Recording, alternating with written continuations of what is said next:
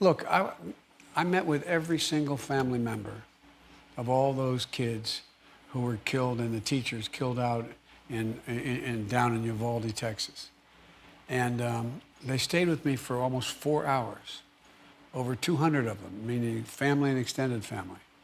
And the stories they told and the pain you could see on their faces, it just made you, it leaves such a... Shouldn't we demand that every senator in the United States sit with those families? Well, the answer is...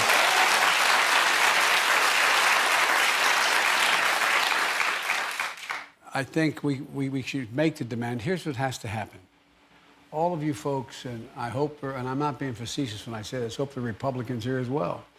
You got to make sure that this becomes a voting issue.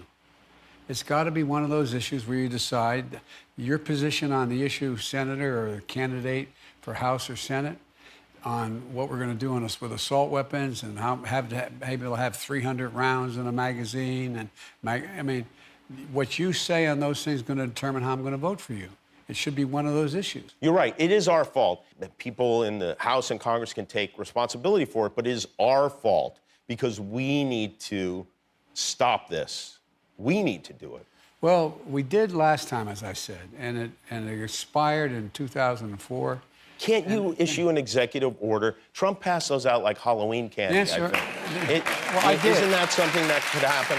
Well, I have issued executive orders within the power of the presidency to be able to deal with everything having to do with guns, gun ownership, whether or not you have to have a waiting, all the things that are within my power.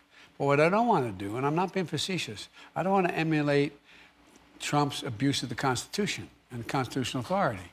And so, and I mean that sincerely, because I often get asked, look, the Republicans don't play it square. Why do you play it square? Yeah. Well, guess what? If we do the same thing they do, our democracy will literally be in jeopardy. Well, yeah. Not a joke.